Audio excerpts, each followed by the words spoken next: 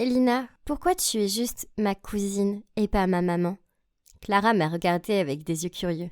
Je savais d'où venait cette question, car le sujet de la semaine à l'école maternelle était la famille. Les paroles innocentes de Clara me remplissaient de culpabilité. Étais-je une mauvaise personne? Je me suis posé cette question tous les jours pendant les 4 dernières années. Oui, la petite fille à côté de moi n'était pas ma fille. Je l'ai volée à son vrai père, et je l'ai élevée seule depuis. Tout a commencé avec mon oncle Oliver, qui est un homme d'affaires prospère et une personne très aimable. Je lui dois beaucoup, ainsi qu'à ma grand-mère, car ce sont eux qui m'ont élevée après la mort de mes parents dans un accident de voiture lorsque je n'étais qu'une gamine. Mon oncle n'a pas ménagé ses efforts pour combler la figure paternelle manquante dans ma vie. Mais il voulait aussi avoir un enfant biologique à lui, ce qui était un problème assez délicat pour un homme asexué comme lui. Un soir, je venais de rentrer de ma soirée avec mes amis quand je l'ai vu assis à la table de la cuisine, la tête dans les mains. J'ai demandé « Mon oncle, qu'est-ce qu'il y a ?» Il m'a regardé avec des yeux rouges gonflés, a soupiré puis a dit « Lina, c'est vraiment idiot. C'est juste que c'est mon anniversaire le mois prochain et je n'ai pas la seule chose que je désire le plus au monde. » Je l'ai pris dans mes bras et je l'ai réconforté.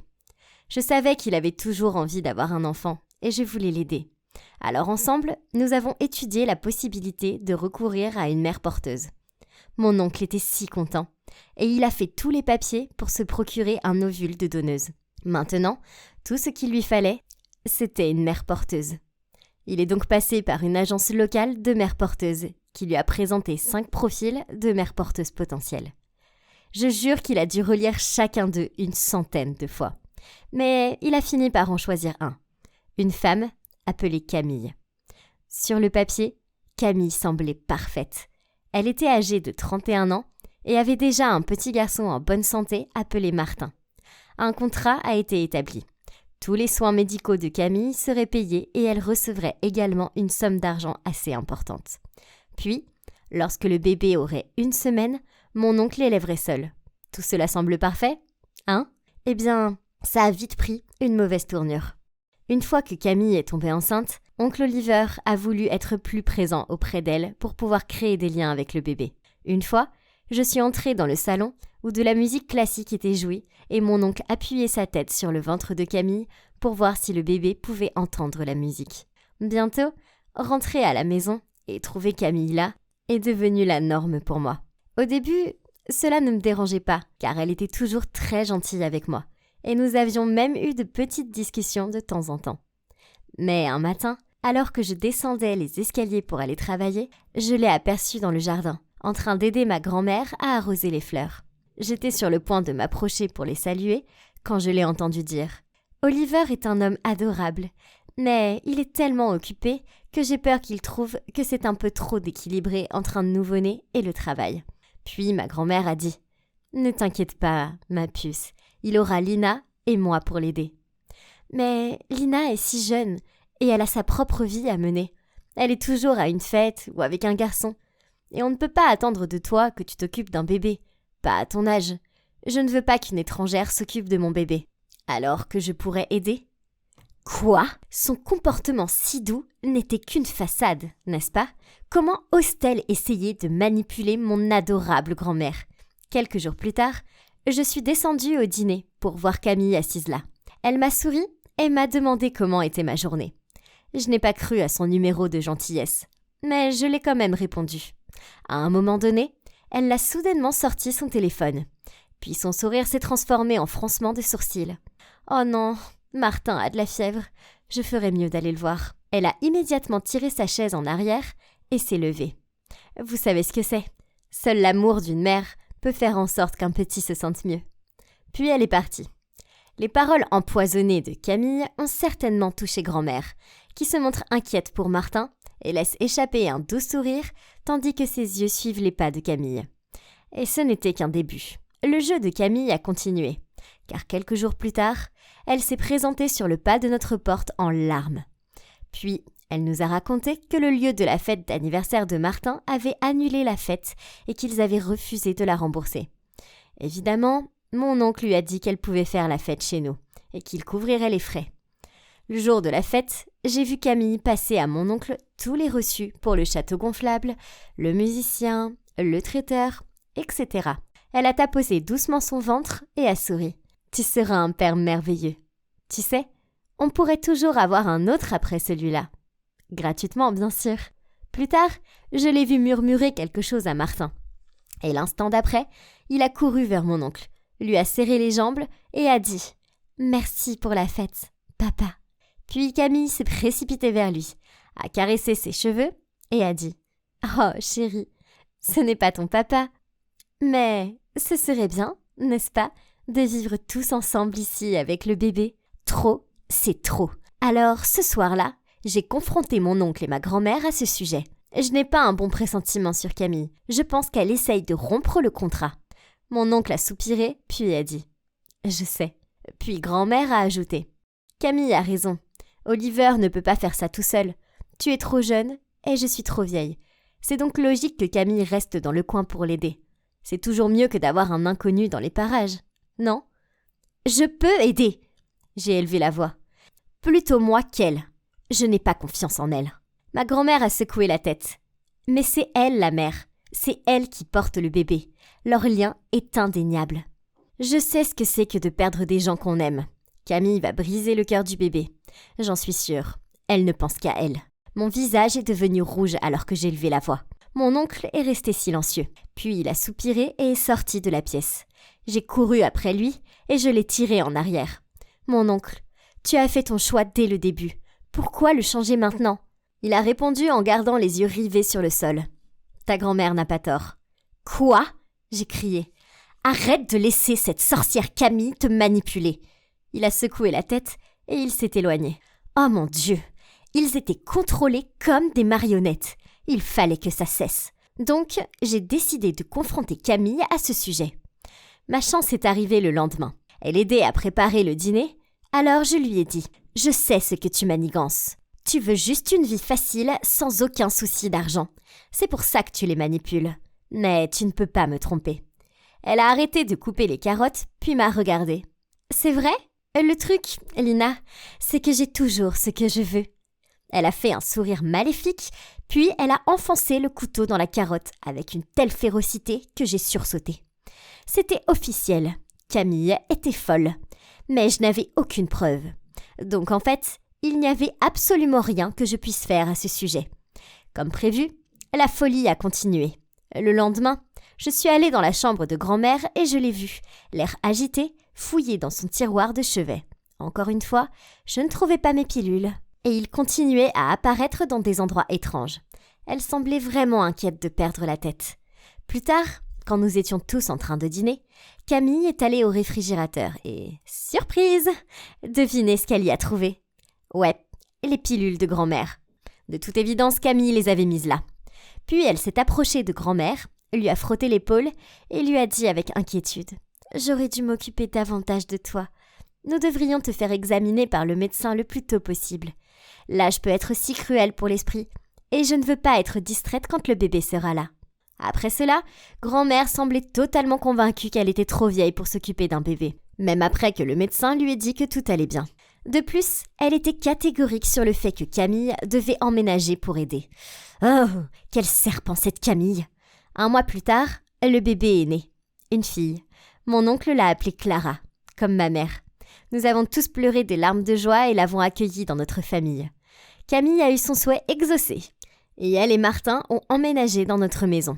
Un matin, je suis descendue pour voir Camille tenant le bébé. Devant elle se trouvait le contrat déchiré. Je lui ai dit de partir et elle a souri et dit « Tu es une fille intelligente, Lina, mais tu n'es pas de taille face à moi. Je ne vais nulle part. C'est ma maison maintenant. Alors fais-toi à l'idée. » Je savais qu'il était inutile d'en parler à mon oncle et à ma grand-mère. Je ne pouvais pas laisser cette femme détruire ma famille. Elle était dangereuse. Je pouvais finir par blesser tout le monde. Elle ne s'arrêterait jamais jusqu'à ce qu'elle ait ce qu'elle veut. Et il n'y a pas moyen que je laisse cela arriver. Alors, quand Camille était dans la salle de bain, j'ai pris Clara dans mes bras. Et avant que je puisse m'en empêcher, je me suis enfuie de la maison et hors de leur vie. J'ai déménagé dans une nouvelle ville et j'ai trouvé un nouveau travail. Ce n'était censé être que temporaire. Mais je suppose que j'étais trop égoïste et que j'avais peur de revenir en arrière. J'ai toujours été honnête avec Clara sur un point. J'étais sa cousine, pas sa mère. Alors, quand Clara a dit ces mots, « Lina, pourquoi tu es seulement ma cousine et pas ma maman ?» Je me suis sentie si coupable. Elle ne pouvait pas avoir de relation avec son père à cause de moi. Oui, j'avais voulu que ma famille sorte du piège de Camille, mais ce que j'ai fait n'était pas juste pour mon oncle. Je le savais maintenant. Je n'avais aucun droit d'éloigner sa fille de lui pendant 4 ans. Je me sentais si mal en pensant à la tristesse et à la blessure que j'avais dû causer à lui et à ma grand-mère. La culpabilité me rongeait et je savais que je ne pouvais plus continuer comme ça. J'ai donc appelé un vieil ami de la famille et je lui ai demandé d'approcher mon oncle.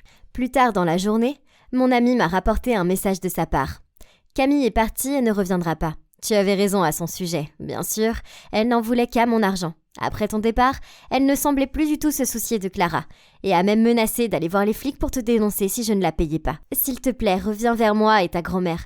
Nous ne sommes pas contents de ce que tu as fait, mais nous savons que tu avais de bonnes intentions. On t'aime et on veut juste que nos filles reviennent à la maison. » Des larmes ont coulé sur mon visage. Ils avaient trouvé dans leur cœur la force de me pardonner. Fuir n'avait jamais été la solution, même si je l'avais fait avec de bonnes intentions. Il était temps d'arrêter de fuir, il était temps de rentrer à la maison. Alors, j'ai regardé la petite fille qui me rappelait tellement mon oncle. Clara, j'ai pris sa main. Tu es prête à rentrer à la maison chez ton papa ?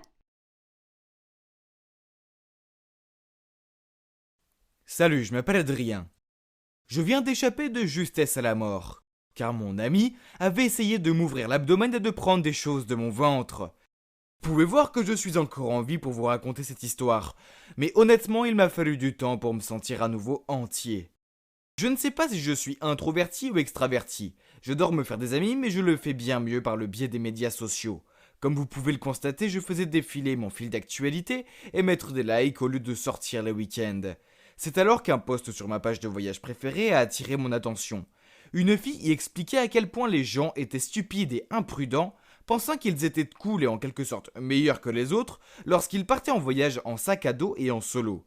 Et elle ajoutait qu'il ferait bien mieux d'économiser de l'argent et d'être plus responsable en participant à des voyages organisés. Ah oui ? Elle est vendeuse de voyages à forfait ou quoi ? J'ai immédiatement commenté. Ah, ce que je ne ferais jamais dans la vraie vie. Pour dire à quel point elle était un esprit étroit, infantile, lâche et médiocre. Bien sûr, mes mots ont été appréciés. Puis un gars m'a même envoyé une demande d'amis et a commencé à discuter avec moi de ses mêmes sentiments, et tout de suite nous avons sympathisé. Il s'appelait Benjamin, un jeune homme de 31 ans vivant dans le nord-ouest près de Portland. Très vite, nous avons commencé à discuter tous les jours. Je trouvais toujours les meilleurs endroits secrets pour camper dans mon Arizona. Et il partageait aussi ses tonnes d'expériences de camping, de trekking et d'aventures en solo. C'est fou!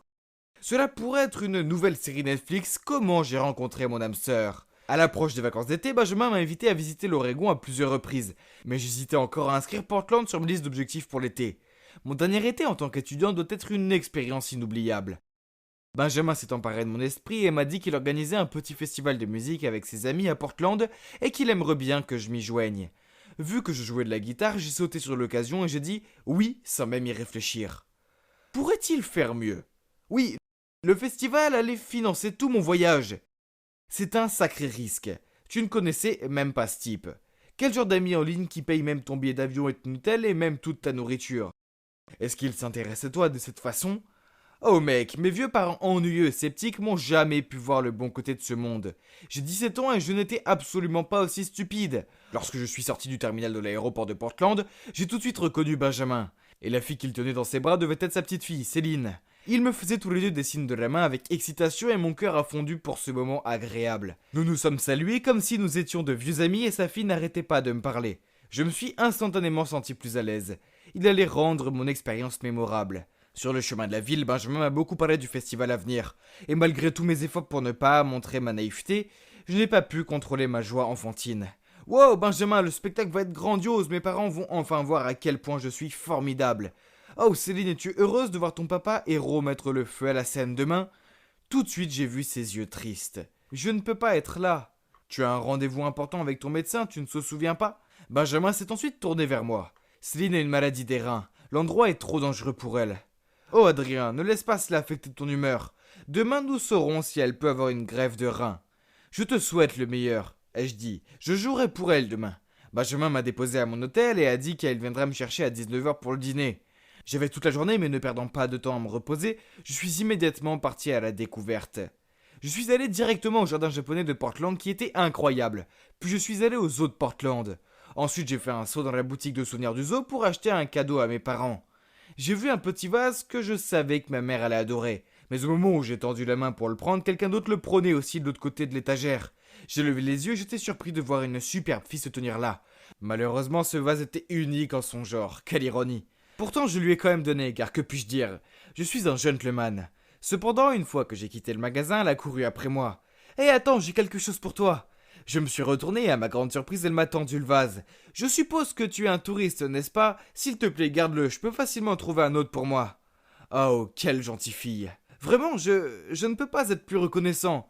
Veux-tu te joindre à moi pour un café? J'adorerais, mais je suis désolé, je dois retourner au travail. J'espère que tu passeras un bon moment à Portland. Elle s'est enfuie avant que je puisse lui dire au revoir. Wow, les habitants de Portland sont les meilleurs. Puis j'ai pensé que peut-être j'irais même à l'université à Portland au lieu d'Arizona. J'ai adoré être ici.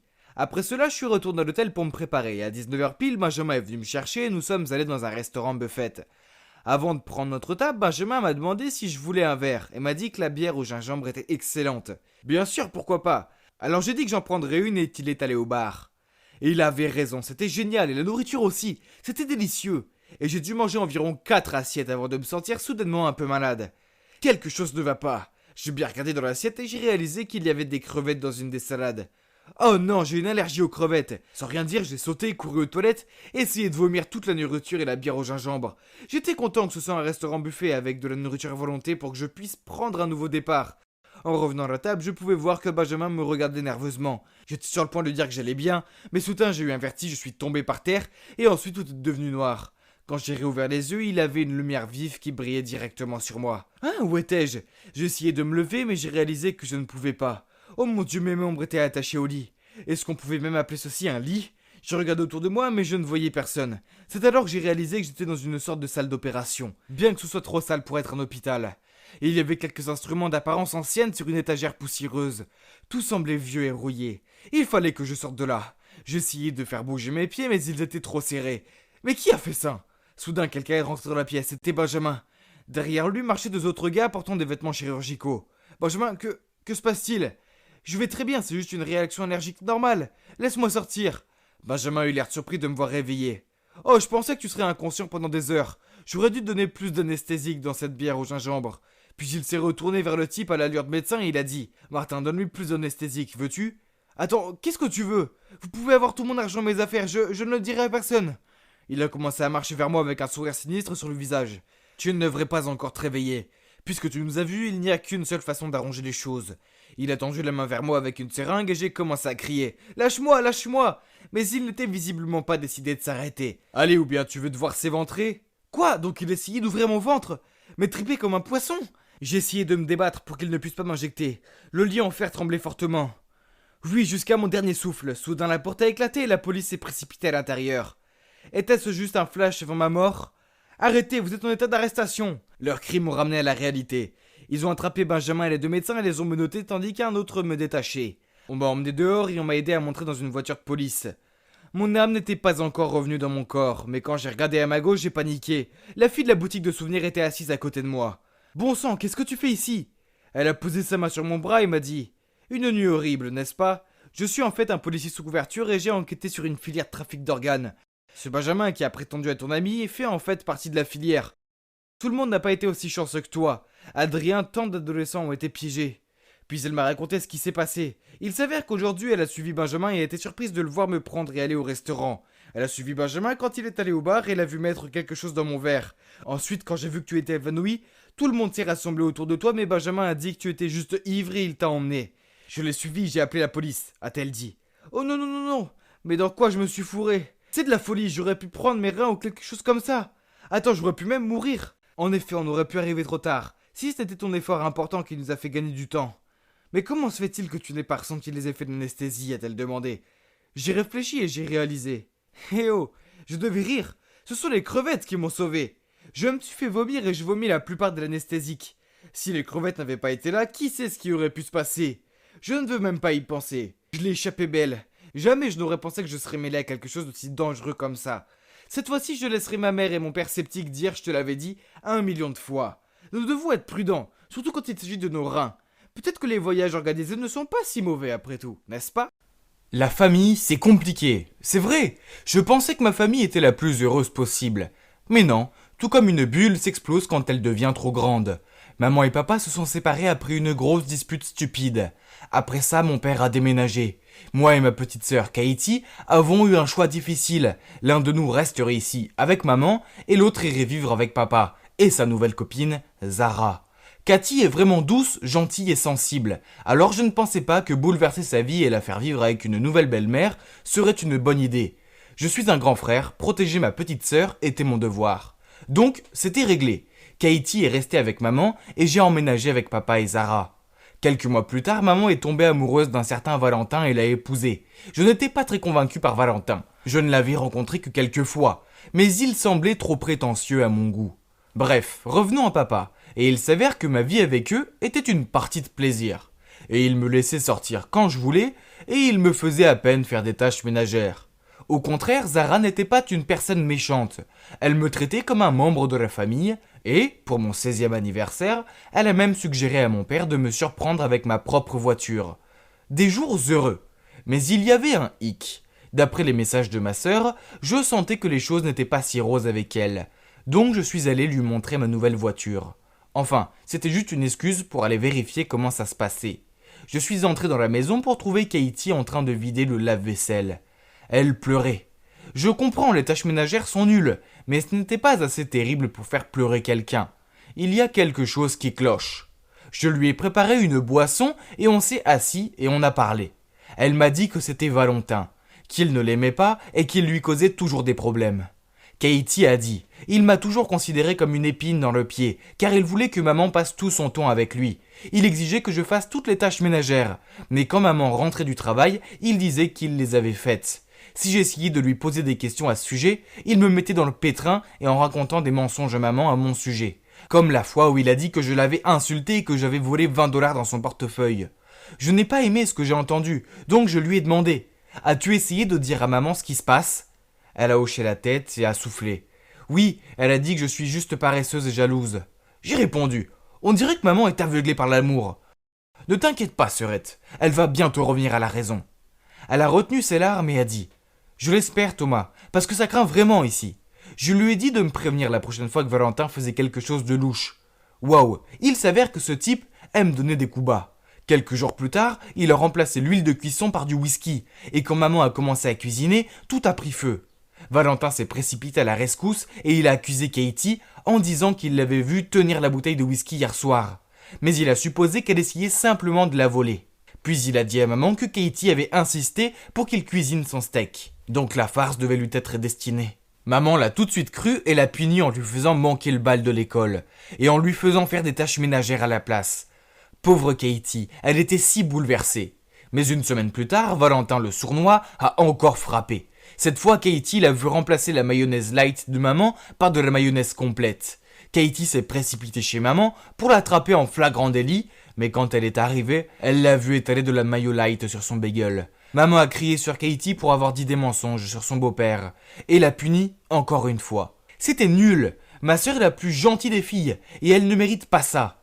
Sans parler du fait que certaines de ses farces semblent dangereuses. Pas tant celle de la mayonnaise, mais celle du feu aurait pu mal finir. Ce Valentin devait arrêter de jouer, et il était temps que je lui montre que personne ne s'en prend à ma petite sœur. Donc j'ai suggéré que nous échangions les choses pendant quelques semaines. Katie irait vivre avec papa et apprendrait à connaître Zara, et moi j'irais vivre avec maman et apprendrais à connaître Valentin. Il est clair que Valentin savait qu'il ne pouvait pas m'embêter, donc la première semaine, il est resté hors de mon chemin. J'ai utilisé ce temps pour faire le plein, me relaxer, apprécier la cuisine de maman et préparer ma vengeance. Quand la deuxième semaine est arrivée, j'étais prêt à faire de la vie de Valentin une misère. Sacré vénard de Valentino. Maman travaillait très dur car Valentin avait perdu son emploi. Alors, en bon fils que je suis, je l'ai conduite à l'épicerie. Maman était si heureuse de mon aide et elle m'a promis de me faire mon omelette préférée. Quand nous sommes rentrés à la maison, maman a appelé Valentin pour qu'il vienne aider à porter les sacs à l'intérieur. Il a essayé de l'impressionner en les portant tous à la fois. Mais l'un d'eux s'est ouvert et les provisions sont parties dans tous les sens, y compris la boîte d'œufs. Oups, maman était furieuse et lui a crié « Voilà ce qui arrive quand on essaye de se vanter et faire l'homme fort. Maintenant, je ne peux pas avoir d'omelette pour mon dîner et j'attendais ça avec impatience. Haha, voir son expression stupéfaite était tellement drôle. Oui, j'ai fait un trou dans le fond du sac pour que ça arrive. J'en avais pas encore fini avec lui.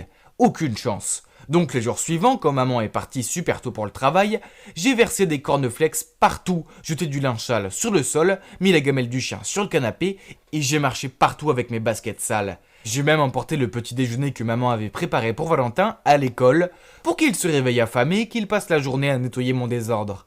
Ah! Naturellement, Valentin n'était pas content de moi. Alors quand je suis rentré de l'école, il m'a forcé à tondre la pelouse. Ce gars avait l'air si fatigué d'avoir passé la journée à débarrasser mes affaires. Alors, ça me va. Quand maman est rentrée et m'a vu, j'ai repris mon souffle et j'ai dit « J'ai eu une journée chargée avec l'école, mais Valentin m'a quand même fait faire toutes les corvées. Je suis si fatigué, maman. » Maman s'est précipitée à l'intérieur et a trouvé Valentin en train de regarder des dessins animés. Alors elle lui a crié dessus « Tu es à la maison toute la journée. Alors pourquoi tu ne tonds pas la pelouse au lieu d'obliger mon fils à le faire ? Moi je dois aller travailler et mon fils doit faire des sales corvées. Alors quel est exactement ton rôle dans cette maison ?» Valentin est resté bouche bée. Mais ça ne s'est pas arrêté là, car maman était tellement en colère qu'elle l'a fait dormir sur le canapé. Valentin m'a évité après ça, mais ce n'était pas suffisant. Je devais faire en sorte qu'il laisse ma sœur tranquille. Je devais faire comprendre à Valentin que sa façon de faire était mauvaise. Je savais que maman et Valentin avaient une tirelire dans leur chambre pour leurs futurs enfants. Alors, quand ils n'étaient pas là, je me suis faufilé dans leur chambre, j'ai cassé la tirelire et j'ai caché l'argent dans la veste de Valentin. Ce soir-là, après le dîner, j'ai demandé à maman si je pouvais emprunter ses écouteurs. Elle est allée les chercher dans sa chambre, juste au moment où Valentin a pris sa veste et est allé partir. Au moment où il a franchi la porte, nous avons entendu un cri affolé à l'étage. C'était ma mère. Elle avait dû trouver la tirelire cassée et a couru en bas en criant après Valentin.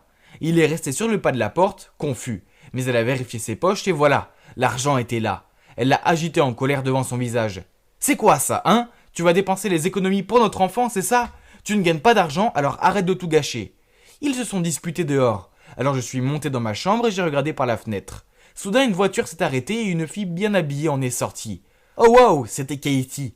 Elle a couru vers maman et l'a prise dans ses bras. Puis papa et Zara sont apparus. Il s'avère que Katie a passé un bon moment chez papa. Zara a toujours voulu avoir une fille. Alors quand Katie est arrivée, elle était si heureuse qu'elle l'a emmenée faire du shopping, l'a coiffer et la gâter. Quand maman a regardé sa propre fille qui avait une meilleure vie avec sa belle-mère, j'étais sûr qu'elle a réalisé à quel point elle était mauvaise.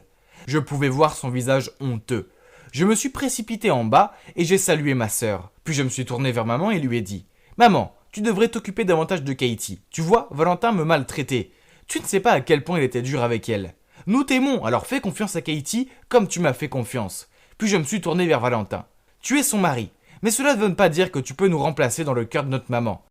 Les mamans aiment toujours plus leurs enfants. Ne sois pas enfantin et n'essaye pas de les séparer ou je reviendrai. » Et je lui ai fait un clin d'œil. « Ouais, ok. » Il a grogné puis il s'est retourné vers Cathy et a dit « Je suis désolé Katie. Que dirais-tu de commencer une nouvelle page ?» Katie a souri gentiment et elle a dit « Ok, j'aimerais bien. » On dirait que j'ai sauvé la journée. Maintenant Valentin savait que s'il s'en prenait encore à Katie, je serais de retour. Après ça, maman a continué à faire toutes les corvées à Valentin. Mais Katie, qui est une fille adorable, l'a aidé. Quant à moi, je suis retourné à ma vie chez papa. J'y allais plus souvent pour voir Katie et déposer maman à l'épicerie. Et Katie venait souvent faire des barbecues et se faire dorloter par Zara. Donc à la fin, tout a fonctionné et maintenant, nous sommes une grande famille. Dingue et totalement disparate. Mais bon, tant que tout le monde est heureux et n'essaye pas d'embêter ma petite sœur, ça me va. Bonjour, je m'appelle Adam, j'ai 24 ans et je suis marié à Mathilde, mon amour de lycée. Même si nous n'avons pas encore d'enfants, Mathilde reste à la maison et je travaille. Ça a l'air génial. Non. Vous savez, cette femme qui était autrefois mignonne et aimante, elle est maintenant une maniaque de contrôle complètement grincheuse. Ne vous méprenez pas, je l'aime toujours beaucoup, mais bon, de qui je me moque ? Je suis juste le mari soumis qui n'ose jamais s'opposer à elle. Je ne suis plus un homme libre, au contraire. Elle insiste pour que je suive ses règles, et je jure qu'elle en invente la plupart au fur et à mesure.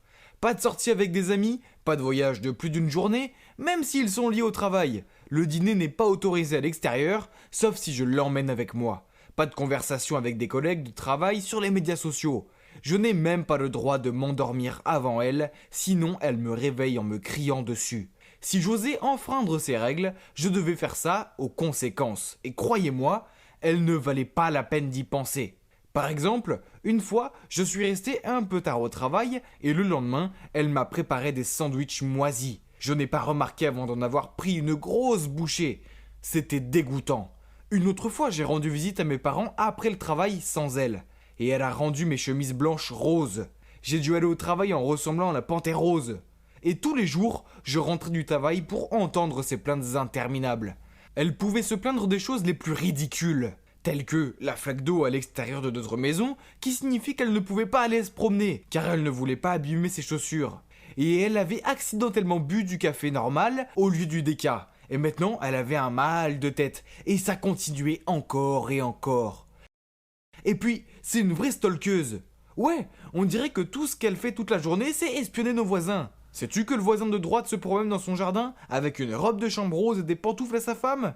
Et que la voisine d'en face chante des airs de Noël à son chien? Oh, on s'en fout. Même si j'ose me moquer ou montrer quelque chose de forme de désintérêt, elle me crie dessus. Alors je prétendais être intéressé en disant des choses comme « C'est vrai ? Oh, c'est bien, continue s'il te plaît !»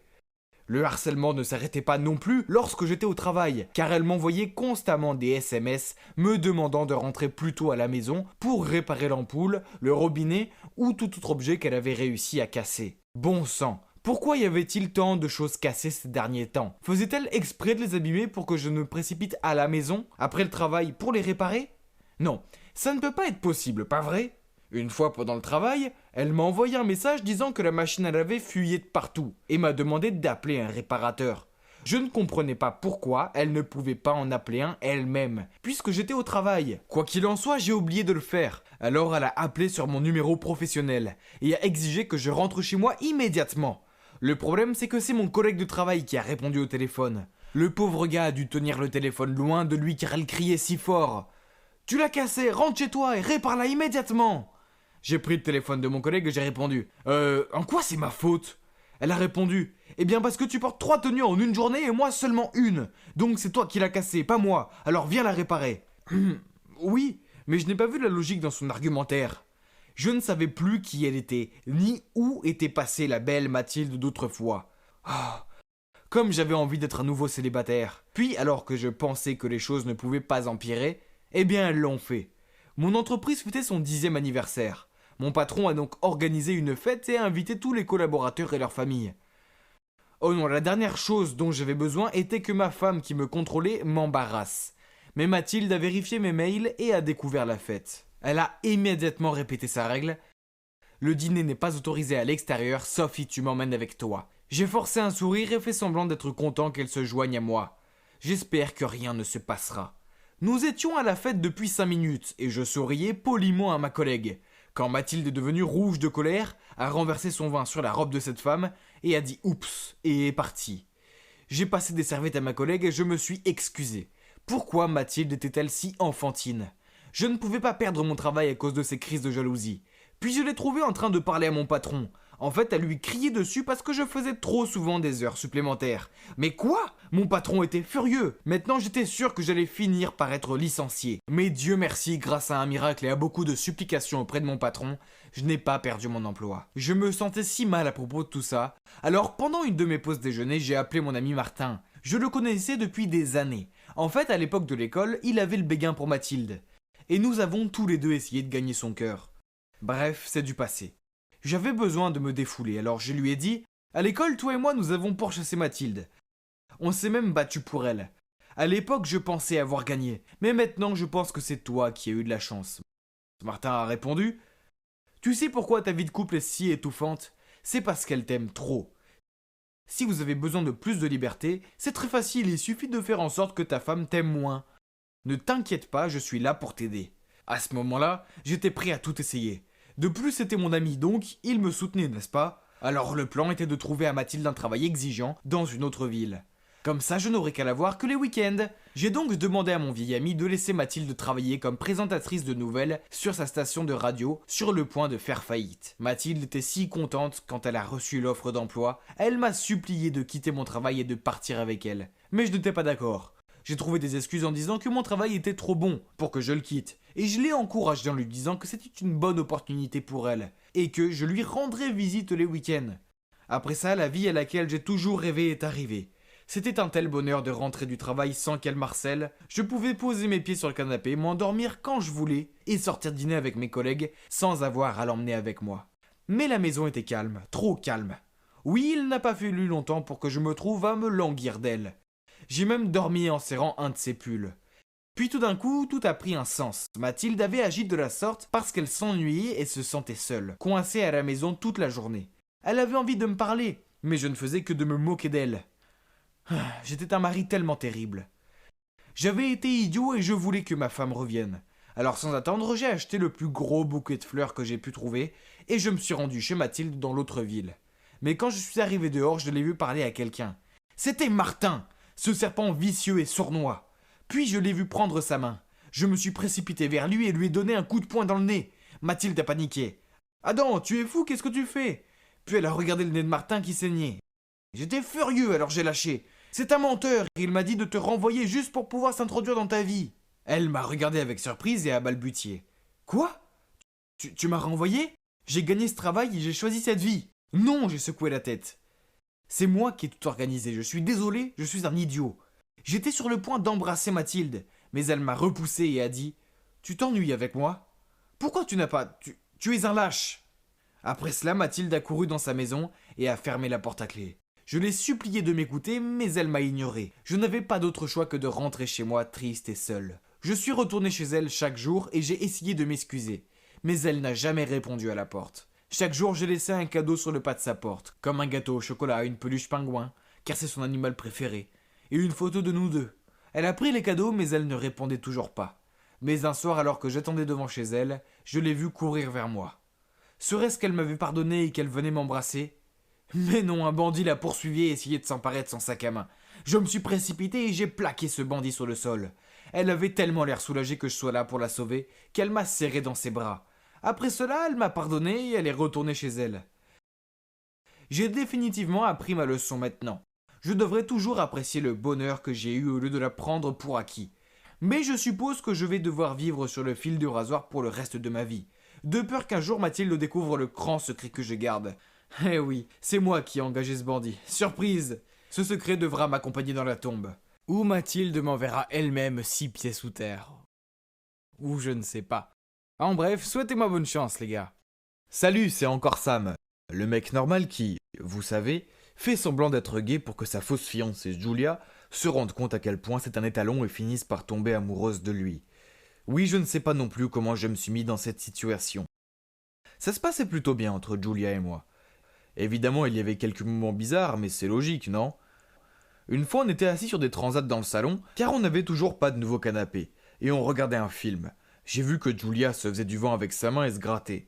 Puis elle a dit « Il fait trop chaud, je transpire à mort ».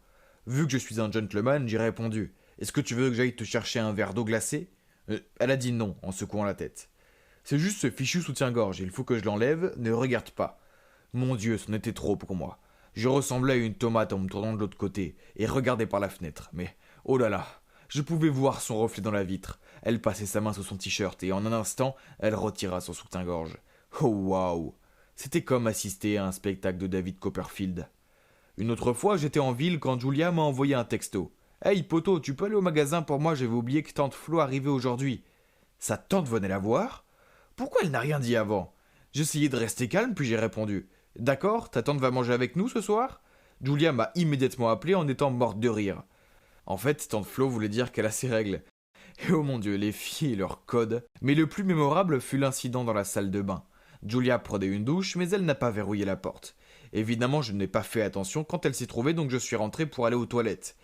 Pile à ce moment-là, elle était en train de sortir de la douche. Elle m'a vu, a paniqué, crié, trébuché, puis s'est empêtrée dans le rideau de douche avant de tomber par terre. Je voulais l'aider, mais c'était un peu gênant pour moi aussi, et je ne savais plus où regarder. Donc je suis parti en courant en fermant la porte. En dehors des moments gênants comme ça, j'étais très heureux d'être aussi souvent avec Julia. Chaque jour, je tombais un peu plus amoureux d'elle. Je trouvais même que ses habitudes bizarres étaient séduisantes. Comme quand elle rôtait à chaque fois qu'elle buvait du café. Et elle avait une véritable obsession de tout noter sur des post-it. Et qu'elle collait ensuite partout dans la maison. J'en ai même retrouvé un sur la boîte de lait. « Bois-moi ». Je l'aimais et j'étais plus déterminé que jamais à conquérir son cœur. Mais un jour, quelque chose de terrible s'est passé. Elle avait 1 heure de retard pour le dîner à la maison, donc je lui ai envoyé un texto pour savoir où elle était, et a répondu « Désolé, je suis à un rencard, à plus ». Oh non! Il fallait que j'empêche ça. Alors j'ai répondu « Oh, c'est juste que l'imbécile que je suis a perdu ses clés. Tu es où? Je peux venir chercher les tiennes ?» Elle m'a répondu en indiquant le nom d'un bar en ville. Oh super, les rencards dans les bars étaient les pires. J'ai tout de suite pris la voiture pour y aller, et dès que je les ai vus, je suis allé les saluer. Quand son abruti de rencard m'a demandé si j'étais son ami, je lui ai lancé un grand sourire en lui disant « Oh non, je suis son fiancé !» Ah, la tête qu'il a fait était grandiose. Il s'est tout de suite excusé en partant à la course. Julia semblait furieuse et s'est mise à me crier dessus. Je lui ai dit que c'était un accident et que les mots étaient sortis tout seuls, mais elle ne semblait pas convaincue. Malheureusement, ça ne l'a pas empêchée de voir d'autres mecs. Elle est devenue la reine des rencontres. Elle parcourait toujours les applis de rencontres et prenait tout le temps des selfies pour ses photos de profil. De toute évidence, ça ne me plaisait pas, mais elle croyait que j'étais gay. Donc qu'est-ce que je pouvais faire? Ah! Puis c'est allé trop loin. Elle a invité un de ses mecs chez nous pour dîner. Le mercredi soir, alors que c'est notre soirée tacos. Comment a-t-elle pu? Je ne pouvais plus utiliser l'excuse du fiancé, car elle me tuerait. Donc il fallait que j'aie une autre idée de génie pour mettre cet abruti à la porte. Elle m'a présenté comme étant son colocataire gay, et pendant que nous mangions les délicieux tacos que j'avais préparés, j'ai eu une merveilleuse idée. J'ai commencé à toucher le bras du mec en disant des trucs comme « Oh, comme tu es musclé, tu t'entraînes souvent ?» Puis je faisais monter la température en le faisant du pied sous la table. Il souriait à Julia. Le pauvre devait penser que c'était elle. Puis il s'est penché sous la table pour ramasser sa fourchette. Il a vu que c'était mon pied. Il était si choqué qu'il s'est cogné la tête contre la table. Ah, c'était hilarant. Il a ensuite inventé une excuse et est parti à la course. Julia était perplexe et ne comprenait pas ce qui s'était passé. J'haussais les épaules en disant « Je sais pas, peut-être qu'il n'aime pas les tacos. » Encore une victoire pour moi. Puis un jour, les parents de Julia ont organisé une fête d'anniversaire et bien sûr, Julia et moi devions jouer le couple parfait.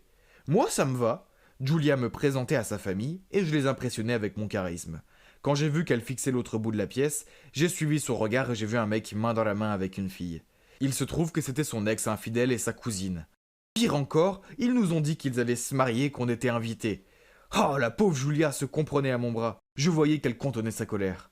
Mais elle se força à sourire et leur dire qu'on avait hâte d'y être. Après la fête, elle m'a dit de rentrer à la maison car elle devait s'occuper de quelque chose.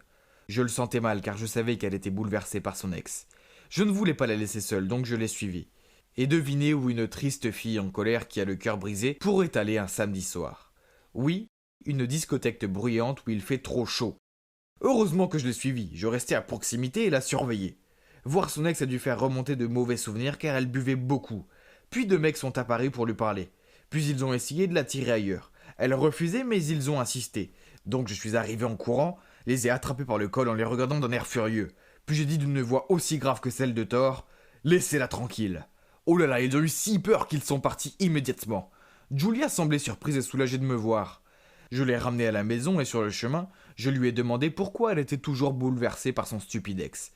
Elle soupira. Ce n'est pas ça, c'est juste que je déteste imaginer qu'un abruti comme lui puisse se marier et être heureux. Il ne le mérite pas, et ce n'est pas juste. Quand on est sorti de la voiture, j'ai mis ma main sur son épaule en le regardant droit dans les yeux. Ce tocard ne mérite pas une belle fille comme toi. Lui et ta cousine sont des abrutis, ils vont bien ensemble. Julia acquiesça et me sourit.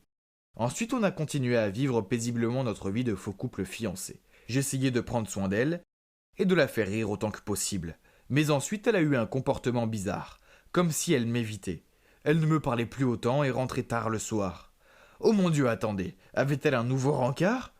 Oh, si quelqu'un osait flirter avec ma Julia, je ne le laisserais pas faire. Alors j'ai pris une journée de congé pour l'espionner. Mais ce jour-là, quand je me suis réveillé, Julia n'était pas là. Il n'y avait qu'un adorable post-it sur son oreiller. Je l'ai lu et oh mon Dieu. Sam, j'ai des sentiments pour toi, mais je sais que ce n'est pas réciproque, donc j'imagine que ce serait mieux de plus se voir. Ce serait trop douloureux. Julia, X. Je n'y croyais pas, je serrais le post-it contre moi. Ah, ma chère Julia, elle avait des sentiments pour moi, mais elle pensait que j'étais gay. Ah! Pourquoi était-ce si compliqué? J'ai essayé de l'appeler, mais elle ne décrochait pas. Les jours passaient et toujours aucun signe d'elle. Puis soudainement, je me suis souvenu. Le mariage! C'était aujourd'hui. J'étais sûr qu'elle irait, car elle ne leur ferait pas le plaisir de ne pas y aller. Je mis rapidement mon costume italien, et waouh, salut beau mec. Quand je suis arrivé au mariage, les mariés partageaient leur première danse. Je regardais autour et Julia était assise seule dans un coin en les regardant danser. Je pris ma démarche de cinéma la plus charismatique pour marcher vers elle, lui tendis la main en proposant « Madame, me feriez-vous l'honneur de cette danse ?» Julia semblait surprise et allait dire quelque chose. Je l'ai attirée sur la piste de danse. « Sam, qu'est-ce que tu fais là ?» demanda-t-elle. Mais je ne répondis pas. Puis elle m'a repoussé en fondant en larmes. « S'il te plaît, laisse-moi tranquille, tu ne vois pas que j'ai assez souffert comme ça ?» Je lui ai dit alors « Julia, tu ne vois pas que tu es ma copine Bubble Tea, il n'y a personne d'autre comme toi. » Je la serrai fort, puis j'ai fait ce que je voulais faire depuis le jour où je lui avais parlé au lac. Je me suis penché pour l'embrasser. Devinez donc ce qui s'est passé ensuite. Est-ce qu'elle m'a vraiment mis une gifle en me disant que j'étais un menteur ? Eh bien oui. Après que je lui ai tout raconté, bordel, cette fille m'a donné une bonne claque. Mais ensuite elle m'a enlacé en pleurant de joie. Je ne pouvais pas espérer une meilleure fin que celle-là. Oui, je sais, c'était dingue de faire tout ça pour conquérir une fille. Et je ne recommande pas de faire semblant d'être gay pour se rapprocher de quelqu'un. Mais vous savez ce qu'on dit. L'amour nous fait faire des choses stupides. Et Dieu sait que mon cœur stupide ne bat que pour elle. Te laisseras-tu un jour envahir par la haine, au point de changer toute ta vie pour te venger de quelqu'un ? Eh bien, c'est exactement ce que j'ai fait. Et ça ne s'est pas exactement passé comme prévu. Je m'appelle Claire et j'ai 25 ans. Tout a commencé il y a 5 ans, quand mon petit ami David est parti pour étudier en France. Nous étions très amoureux à l'époque et ce n'était pas facile d'être éloignés. Mais nous nous en sommes étonnamment bien sortis. David m'a promis que nous nous marierons à son retour. Mais après quelques mois d'absence, il a commencé à prendre ses distances. Il ne m'appelait plus tous les jours et répondait à peine à mes SMS. Je pensais qu'il était peut-être trop occupé et stressé pour gérer sa nouvelle vie, tout en gérant le fait que je lui manquais. Alors j'ai décidé de faire quelque chose de fou et de m'envoler pour Paris pour lui faire la surprise le jour de son anniversaire. Je n'avais pas vraiment réfléchi. J'avais juste pris l'avion avec enthousiasme et pris un taxi pour aller à son appartement. Mais, eh bien, au moment même où je l'ai vu entrer dans le hall, je l'ai regretté. David était là, mais il n'était pas seul. Il était en train d'enlacer et d'embrasser une autre fille. Et elle est même montée avec lui. J'ai senti mon sang bouillir et j'ai voulu crier. Mais au lieu de cela, je suis partie. J'étais si bouleversée, mais aussi en colère. Comment a-t-il pu me trahir comme ça ? Faire un long chemin juste pour voir mon petit ami me trahir sous mes yeux était une mauvaise chose, et je ne pensais pas que la vie pouvait être pire. Mais j'avais tort. Les choses étaient sur le point de devenir bien pire. Après avoir quitté son appartement, j'ai pris une chambre dans une auberge de jeunesse à proximité, et j'ai pleuré jusqu'à ce que je me suis endormie. L'instant d'après, je me réveillais avec une odeur de brûlé. Oh mon Dieu, l'auberge était en feu. J'ai eu de la chance de m'en sortir vivante, mais j'ai été grièvement brûlée et j'ai gardé une énorme cicatrice sur le visage. J'étais là, le cœur brisé et brûlé vif dans un pays étranger, où je ne connaissais personne et ne parlais pas la langue. Je ne m'étais jamais sentie aussi seule et aussi moche de toute ma vie. En me regardant dans le miroir, je n'ai ressenti que de la colère et de la rancœur contre David. Il avait détruit ma vie et je voulais à tout prix le lui faire payer. Après avoir récupéré, j'ai pris l'avion et je suis retournée aux États-Unis. C'est là que j'ai commencé à préparer ma vengeance. J'avais plus d'un tour dans mon sac, mais chaque chose en son temps. La chirurgie plastique. Dès que j'ai eu mon diplôme, je me suis fait refaire le visage. J'ai même changé mon nom, déménagé dans un nouvel appartement et vécu avec une nouvelle identité. Ma vie était déjà assez misérable, alors tout ce que je voulais, c'était recommencer à zéro. Et ça a marché. Après l'opération, je suis devenue une personne complètement différente, comme je l'avais voulu.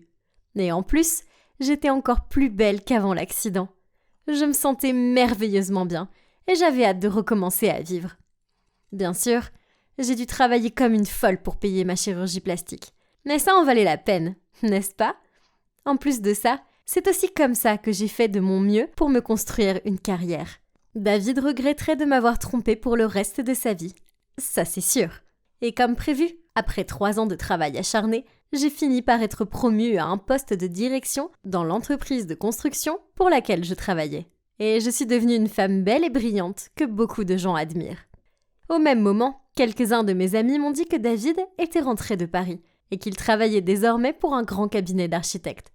J'ai presque ricané quand j'ai entendu le nom de l'entreprise. C'était notre nouvelle entreprise partenaire. Oh, les choses allaient devenir amusantes. Mes amis m'ont également dit qu'il avait ramené sa petite amie française aux États-Unis avec lui et qu'ils allaient bientôt se marier. Quoi ? Ils allaient se marier. Ils avaient l'air si heureux ensemble, hein? Pas étonnant que pendant toutes ces années, il n'ait pas essayé de me contacter une seule fois. Après l'avoir surpris en train de me tromper, j'ai juste disparu. J'aurais pu être morte, mais il ne semblait pas s'en soucier. Cela m'a poussée à le détester encore plus. C'était hors de question qu'un traître puisse vivre heureux comme ça. Je ne pouvais pas attendre plus longtemps. Il était temps de mettre mon plan en exécution. D'abord, j'ai dit à mon patron que je travaillais sur le projet avec l'entreprise de David. Au moins, comme ça, j'aurai une excuse pour l'approcher. Lors de cette première rencontre, je me suis arrangée pour être aussi belle que possible et j'ai attendu en retenant mon souffle. Bien sûr, David ne m'a pas reconnue. Eh bien, le croiriez-vous? Il a continué à me regarder et à me draguer. J'ai trouvé ça hilarant et je me suis mise à le draguer en retour. Et finalement, il a compris et m'a demandé de sortir avec lui. Quel con! Je comprenais maintenant pourquoi j'avais été larguée dans le passé. Même quand il avait déjà sa fiancée, il pouvait toujours flirter tranquillement avec les autres. Pauvre fiancé. J'ai continué à jouer le jeu et j'ai même fait des plans pour me lier d'amitié avec sa fiancée, Valérie. Je savais qu'elle traînait dans un certain café. Alors un jour, j'y suis allée et je l'ai accidentellement bousculée, faisant tomber de l'eau sur sa magnifique tenue. J'ai continué à m'excuser et lui ai dit que je paierais pour la faire nettoyer à sec. Et finalement, nous avons commencé à discuter et à sympathiser. Nous avons échangé nos numéros et je lui ai demandé si elle voulait aller faire du shopping un jour, ce qu'elle a accepté. C'était beaucoup trop facile. Quelques jours plus tard, nous sommes allés faire du shopping. Et il n'a pas fallu longtemps pour qu'elle commence à me confier à quel point elle se sentait seule et qu'à part son petit ami, elle ne connaissait personne ici. Je lui ai souri gentiment et lui ai dit que je serais volontiers sa meilleure amie. Au même moment, David et moi sortions ensemble. J'ai fait semblant de craquer pour lui, même si au fond de moi j'étais furieuse contre lui. Je lui ai même dit que je partagerais avec lui des documents de travail confidentiels, s'il me dorlotait et me traitait comme une princesse. Il semblait totalement amoureux de moi et passait tout son temps libre à m'inviter au restaurant et à m'acheter des cadeaux de valeur. On aurait dit qu'il n'était plus intéressé par Valérie. Évidemment, Valérie est venue me voir et m'a dit qu'elle était très triste parce que le mariage approchait, mais que son fiancé était tout simplement froid et agissait bizarrement. D'un côté, je l'ai réconforté et encouragé. Mais de l'autre, j'ai séduit David et pris la plupart de son argent. Il a même mis mon nom sur le contrat de la maison. Donc techniquement, je possédais son appartement. Vous savez, je voulais que David ressente la douleur d'être trahi par la personne en qui il avait confiance. Un jour, Valérie m'a appelée en larmes et m'a dit qu'elle soupçonnait son petit ami de voir quelqu'un d'autre. Je lui ai demandé quel était le nom de son petit ami et où il travaillait. Et je lui ai dit qu'elle n'avait pas à s'inquiéter, que je l'aiderais à le découvrir. Quelques jours plus tard, j'ai envoyé à Valérie quelques photos de lui en train de la tromper avec moi, mais en cachant évidemment mon visage. Cependant, c'était bien assez de preuves pour la faire souffrir. Puis j'ai dit à Valérie qu'il semblait que son petit ami travaillait avec cette autre fille sur un projet, et que Valérie pourrait se venger en détruisant le projet. De cette façon, il ne pourrait plus travailler avec cette autre fille. Valérie est tombée dans le panneau. C'était fou. Le lendemain, mes collègues m'ont appris que la folle fiancée de David avait détruit la maquette finale du projet des deux entreprises.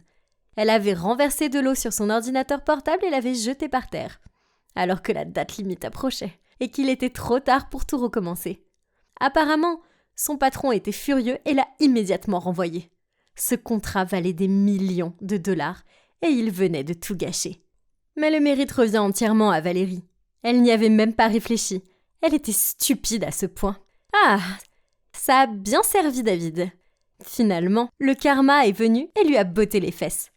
Ce soir-là, je suis allée chez eux. David n'avait plus de travail, plus d'argent, et il était sur le point de perdre sa fiancée et sa maison aussi. J'ai frappé à la porte et quand Valérie a ouvert, elle était choquée de me voir, mais pas aussi choquée qu'elle allait le devenir. David m'a vue et on aurait dit qu'il allait s'évanouir. « Surprise !» ai-je dit. « Salut David !» Valérie a eu l'air confuse et a dit « Attendez, vous vous connaissez ?» J'ai rigolé et j'ai dit « Bien sûr que oui, Valérie. En fait, je suis l'autre femme avec laquelle il te trompe. Et ce n'est pas tout. Je suis en fait l'ex de David. » Puis, je me suis tournée vers David. « C'est vrai, David, c'est moi. Claire. » Valérie, quand il est venu à Paris, il sortait avec moi. Et puis il m'a trompée avec toi. Alors je me suis vengée. Les deux avaient l'air complètement abasourdis. Et au lieu de me crier dessus, ils ont commencé à se battre entre eux. Valérie criait. « Comment tu as pu me faire ça ?» David a répliqué en criant. « Tu es folle !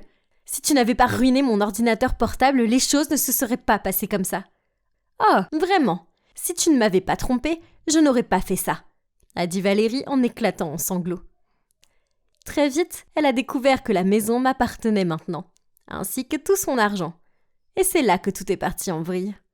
Je suis restée là, à admirer la façon dont ma vengeance s'était déroulée. Finalement, ils ont rompu et j'ai décidé de les virer de la maison. Le plan de vengeance que je mettais au point depuis des années a donc réussi. Cependant, il y avait un problème. Le prix que j'ai payé pour ça n'était pas des moindres. Lorsque je suis arrivée au travail, tout le monde chuchotait à mon sujet, disant que le projet sur lequel je travaillais avait été un échec total, et que tout cela était dû au fait que j'avais séduit le gars de notre société partenaire, alors même qu'il était sur le point d'épouser sa fiancée. C'était un désastre, ma réputation était ruinée. Je ne pouvais pas supporter que tout le monde soit contre moi. Alors j'ai démissionné. J'ai décidé de passer un peu de temps à la maison pour essayer de me vider la tête. Je ne comprenais pas. J'avais passé des années à préparer ma vengeance, et maintenant qu'elle avait enfin été couronnée de succès, pourquoi je me sentais si mal ? J'étais tellement occupée à ruiner la vie de David que je n'avais pas pensé aux conséquences sur ma vie. Je me suis faite des illusions. Par-dessus tout, la joie et la satiété de les voir tous les deux déménager de la maison n'étaient que temporaires. Et ce qui restait après ça n'était qu'un sentiment de vide. Qu'est-ce que j'avais fait ? Je n'ai fait que ruiner la vie des gens. Surtout celle de Valérie. Elle était innocente dans tout ça. Comment ai-je pu être si cruelle ? Un jour, alors que je marchais dans la rue, je l'ai vue à l'arrêt de bus. Et elle avait l'air si triste et si maigre. Et ça m'a tourmentée. Cette pauvre fille ne méritait pas ça. Je ne pouvais pas rester là sans rien faire. Je devais m'excuser. J'ai donc traversé la rue en courant. Mais le temps que j'arrive, le bus s'était passé et elle était partie. J'ai décidé alors de l'appeler. J'ai demandé si nous pouvions parler et au début, elle a refusé. Mais une fois que je lui ai dit que j'étais désolée et que je lui ai dit à quel point je me sentais mal à propos de tout ça, elle a accepté de me rencontrer. Je tenais les clés de son ancienne maison lorsqu'elle s'est avancée vers moi et je les lui ai remises. Elle était surprise, mais j'ai commencé à lui expliquer. « Valérie, je suis vraiment désolée. Je ne voulais pas te faire de mal. C'était juste que David m'a brisé le cœur et pendant des années, je n'ai pensé qu'à détruire sa vie comme il avait détruit la mienne. Je n'avais pas réalisé que tu étais si douce. Et maintenant je vois à quel point j'ai été horrible avec toi. Tu ne mérites rien de tout ça. Tu me faisais confiance et je t'ai complètement trahi. » Au début, Valérie n'a rien dit. Puis elle a commencé à me crier dessus, en disant qu'elle me considérait comme sa meilleure amie et qu'elle se sentait si pitoyable de m'avoir fait confiance. À ce moment, j'ai éclaté en sanglots. J'étais un monstre. À la minute où j'ai commencé à pleurer, quelque chose a changé chez Valérie. Elle m'a pris dans ses bras. Je n'arrivais pas à le croire. Après tout ce que je lui avais fait, elle voulait toujours me réconforter. On était là dans les bras l'une de l'autre, à pleurer. Et oui, finalement, quelque chose de bien était sorti de tout ce chaos. J'avais une amie. Et très vite, cette amie deviendra ma meilleure amie, c'est sûr. Les gars, honnêtement, je ne vous recommande pas de perdre votre temps à vous venger. J'ai gâché tant d'années de ma vie à être obsédée par le fait de faire du mal à David. Et au final, ça n'a fait du mal qu'à moi-même et à la pauvre innocente Valérie. De par ma propre expérience, je veux juste vous dire, soyez toujours une personne mature et vivez pour vous-même, pas pour les autres. Je suis sûr que vous avez tous entendu l'expression « on récolte ce que l'on sème ». Eh bien, je n'ai pas vraiment compris ce que cela signifiait jusqu'à ce que cela m'arrive. Au fait, je m'appelle Victor, j'ai 21 ans et je suis actuellement étudiant à l'université. Il y a quelques mois, j'ai fait quelque chose d'horrible à ma petite amie, et j'en paye encore le prix. Si seulement je pouvais remonter le temps. Tout a commencé au lycée. Camille et moi avons grandi ensemble dans une petite ville juste à côté de Nashville, et nous étions totalement amoureux. Quand est venu le moment d'aller à l'université, nous avons tous les deux choisi d'étudier à Nashville, mais dans des universités différentes. Camille était la fille la plus douce que j'ai jamais connue et notre grand projet était de nous marier après l'université et de fonder une famille. Elle a choisi d'étudier dans l'éducation pour devenir enseignante. Ses études étaient si intenses qu'elle était occupée en permanence. Moi j'ai choisi l'école de commerce, et même si j'étais occupé, ce n'était pas aussi fou que l'école normale. J'avais en fait beaucoup de temps libre. Alors j'ai fini par rejoindre un club d'entrepreneurs. car je voulais créer ma propre entreprise un jour. Camille m'a totalement encouragé, et même si cela signifiait que nous nous voyions beaucoup moins, les choses allaient toujours aussi bien entre nous. Mais très vite, les choses ont commencé à changer. Plus je me mettais à rencontrer de nouvelles personnes, plus je me rendais compte que je m'éloignais de Camille, et qu'en fait, elle m'ennuyait un peu. Elle ne parlait que de ses cours, et même si elle m'aimait toujours autant, c'était toujours la même fille depuis des années. Les choses étaient ennuyeuses entre nous. Alors, quand une nouvelle fille appelée Julia a rejoint le club des entrepreneurs, je n'ai pas pu m'empêcher de la remarquer. Elle avait 3 ans de moins que moi et était si belle. Elle aimait porter des vêtements serrés qui pouvaient montrer toutes les courbes de son corps. Tous les gars ne pouvaient détacher leurs yeux d'elle, y compris moi.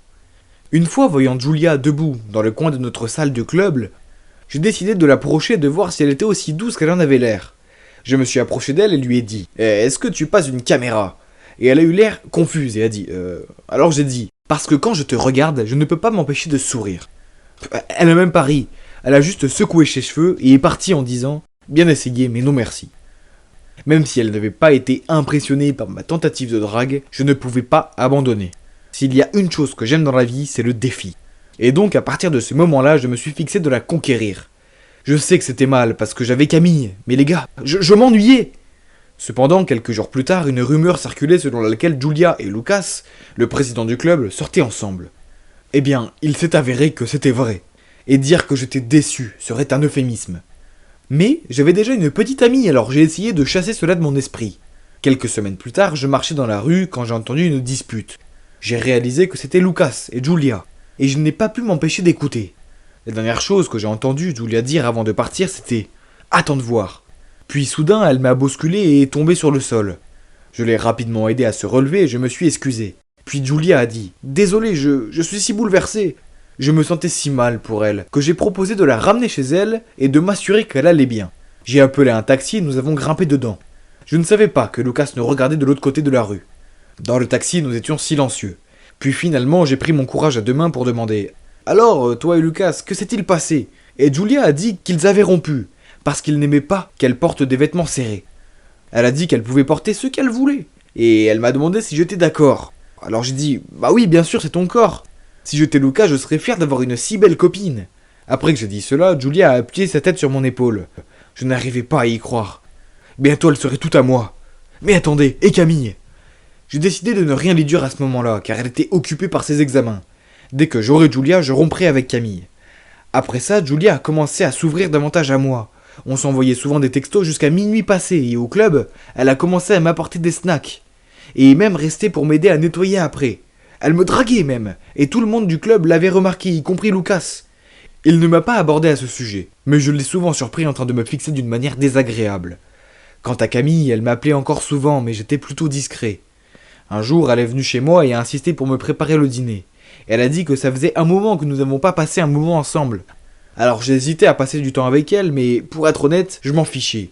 Pendant le repas, j'ai juste fixé mes yeux sur le téléphone pour envoyer un texto à Julia. Je savais que Camille avait remarqué un changement en moi et je levai les yeux, j'ai croisé son regard tristement suspicieux. J'étais un peu nerveux. Allait-elle me poser des questions ? Que devrais-je dire ? Pour l'instant, je ne trouvais aucune excuse à mon inattention. Mais je n'étais pas encore prêt à lui dire la vérité. Mais la relation avec Julia n'était même pas encore officielle. Et je ne voulais pas rompre avec Camille.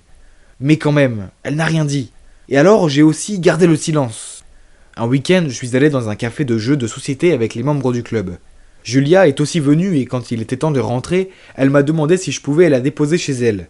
Évidemment, j'ai accepté et Julia m'a fait un gros câlin. Quand j'ai regardé à gauche, j'ai vu Lucas qui nous regardait.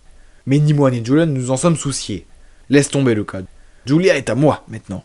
C'est ce que je me suis dit. Dans la voiture sur le chemin du retour, nous avons beaucoup bavardé. Et elle m'a dit qu'elle avait entendu dire que j'avais déjà une petite amie. Je me suis surpris à m'ouvrir à propos de Camille. J'ai même dit à Julia à quel point elle était ennuyeuse. Mais quand nous sommes arrivés chez elle, elle m'a demandé si je voulais rentrer boire une bière. Je veux dire, je n'ai pas eu à réfléchir 2 fois à ma réponse, et je ne pense pas que j'ai besoin de vous expliquer en détail ce qui s'est passé ensuite. Après cette nuit-là, Julia est toujours venue au club, et nous sommes restés amis, comme si rien ne s'était passé entre nous. Mais un mois plus tard, elle m'a soudainement envoyé un message et ma vie a basculé. « Victor, je suis enceinte », a-t-elle dit. Et elle avait même envoyé une photo du test de grossesse positif. J'étais tellement choqué, comment ça a pu arriver ? Je suis immédiatement allé chez elle et je lui ai même acheté un autre test de grossesse, juste pour être sûr. Et il n'y avait aucun doute que c'était positif. Et je lui ai dit que je la soutiendrais, que je partagerais la responsabilité. Après ça, j'ai décidé qu'il était temps de rompre avec Camille. Je lui ai parlé au téléphone et lui ai dit que nous étions trop différents. Elle était tellement introvertie alors que j'étais une personne active et ouverte. Bien sûr, ça lui a brisé le cœur. Elle a essayé de me retenir, mais j'allais devenir père et Julia avait besoin de moi. De plus, je n'étais plus intéressé par Camille. Au cours des mois suivants, j'ai passé beaucoup de temps avec Julia, et nous avons officiellement commencé à sortir ensemble. Je suis passé en mode protection totale. Je la récupérais à chaque fois qu'on sortait, comme pour aller à l'école, à notre club. En public, je m'occupais toujours d'elle, des plus petites choses, comme lui donner à manger et à boire, ouvrir la porte de la voiture, etc.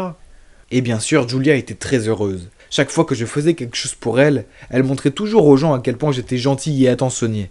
Entendant cela, je devenais plus heureux et je prenais soin d'elle, encore plus.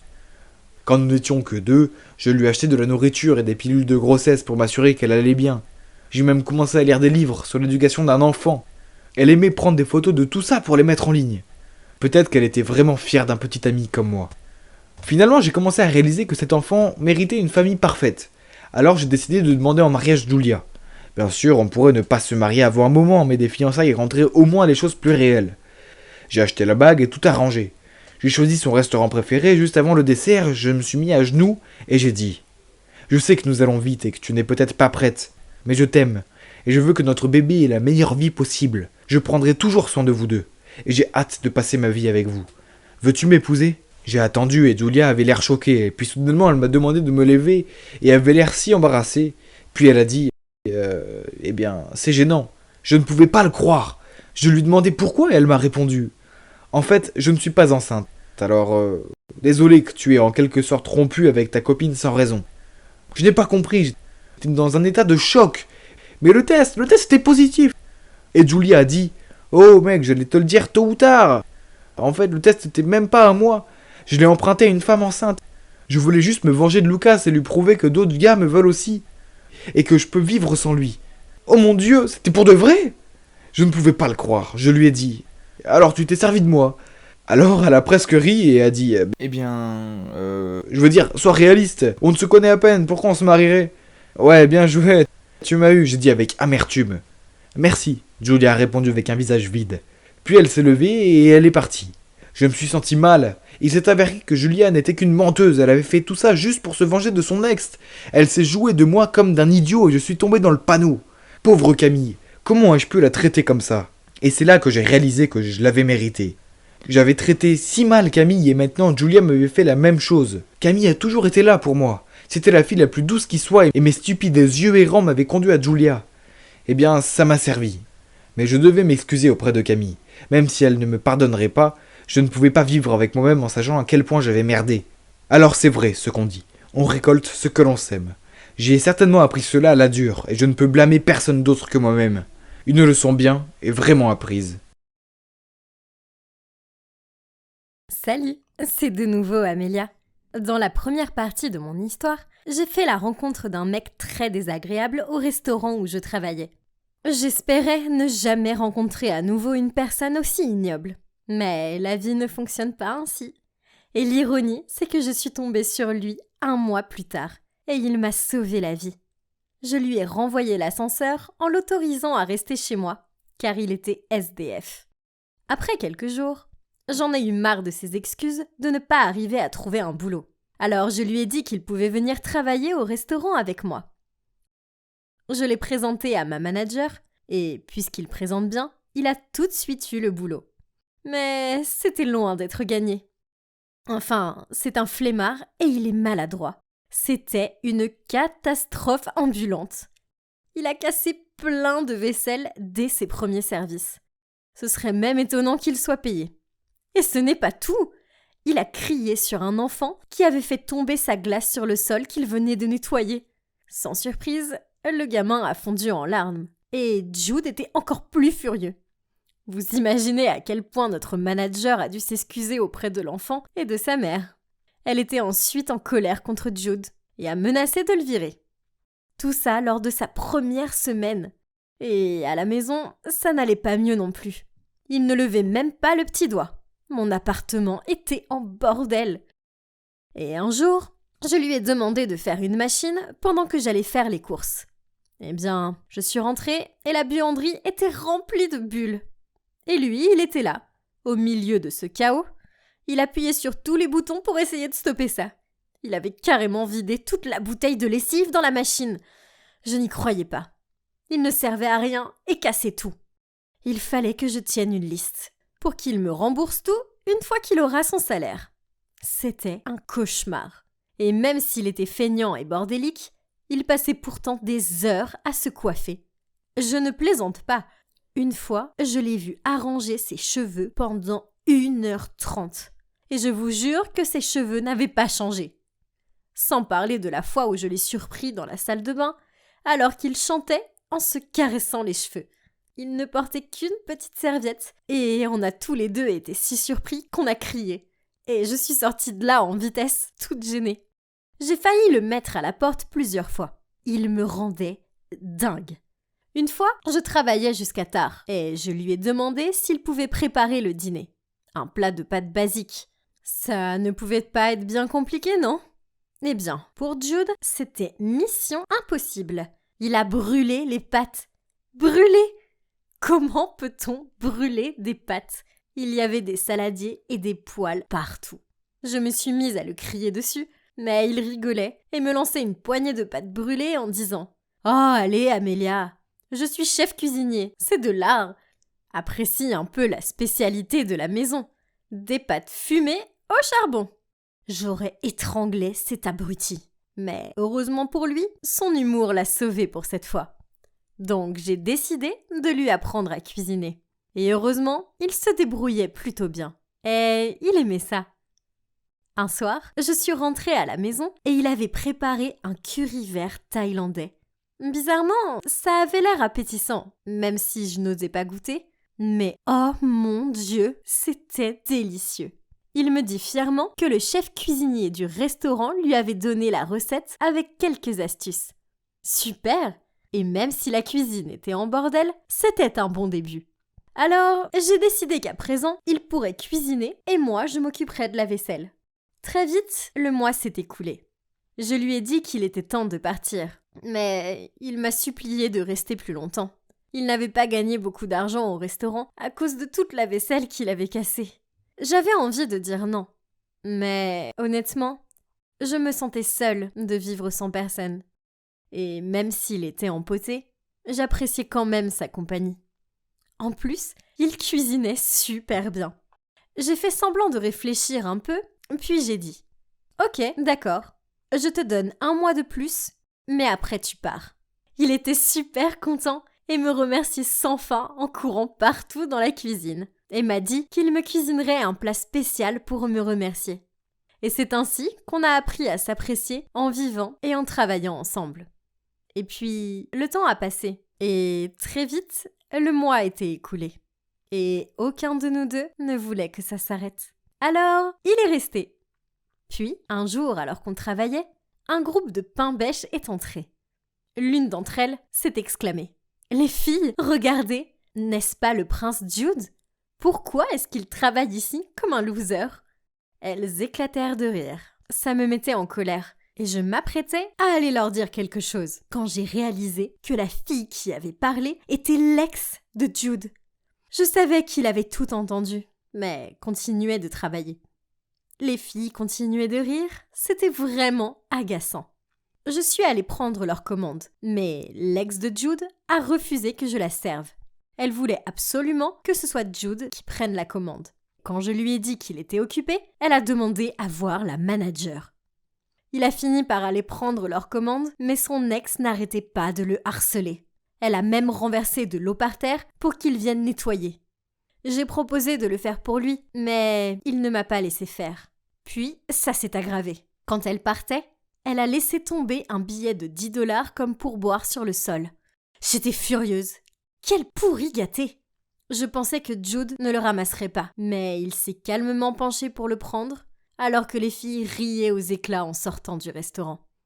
J'ai couru vers Jude pour le réconforter, mais il souriait en disant « Hey, j'ai 10 $. Qu'est-ce que tu veux manger ce soir ? Je t'invite. » Puis il est retourné travailler. Mais à chaque fois que je le regardais, je voyais qu'il était blessé. J'aurais vraiment voulu crier sur son ex. Comment peut-on être aussi méchant ? Plus tard ce soir-là, quand on dînait, on a reparlé de ce qui s'était passé. Je lui ai dit qu'il ne devrait pas être triste par rapport à son ex, car elle était méchante et ne méritait pas un mec comme lui.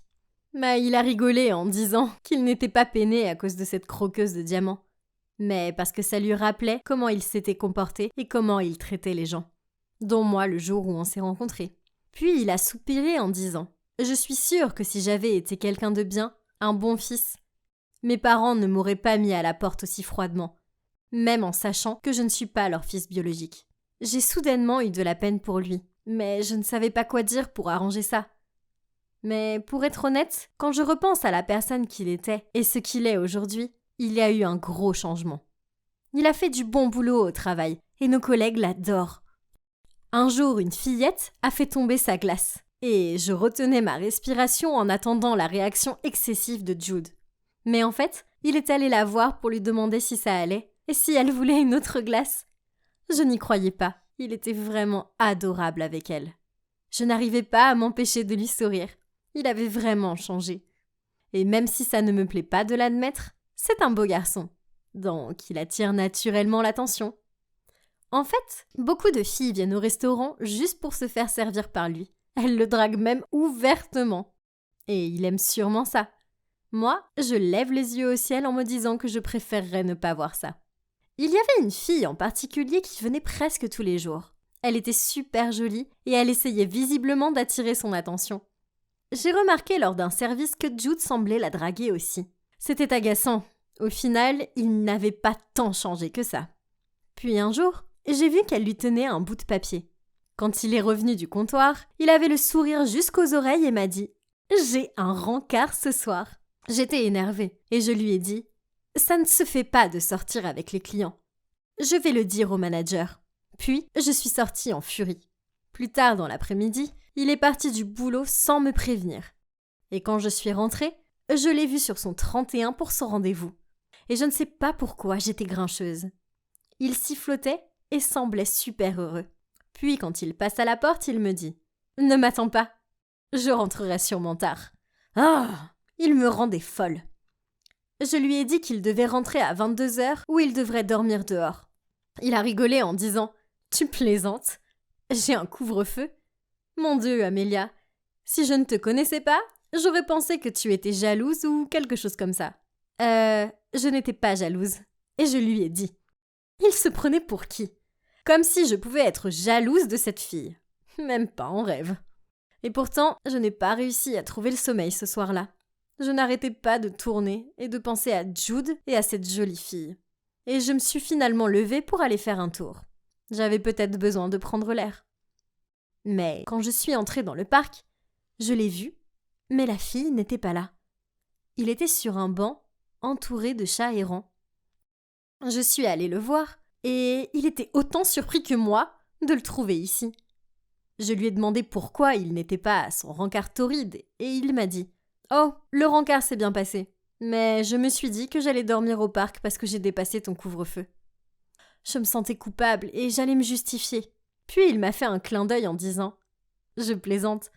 En fait, le rencard était ennuyeux. Je suis allée au bar et je suis restée un peu avec elle.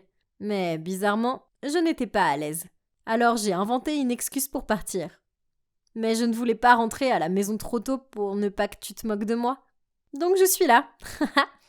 Je ne sais pas. Je crois que les rencarts et tout, ce n'est plus mon truc. » Pardon, j'ai mal entendu. Notre playboy préféré préfère s'amuser avec les chats errants que de fréquenter des belles filles dans les bars chics. Jude, c'est vraiment toi ? Dis-je en rigolant en lui caressant la tête. Je dois avouer que j'étais vraiment soulagée quand il m'a dit que le rencard ne s'était pas bien déroulé et qu'il ne s'était rien passé entre eux. En fait, j'étais même étrangement contente. Mais qu'est-ce que ça veut dire ? Vous vous demandez si Jude a enfin fini par déménager ? Restez connectés pour la dernière partie de l'histoire. Vous ne voulez pas rater ça ?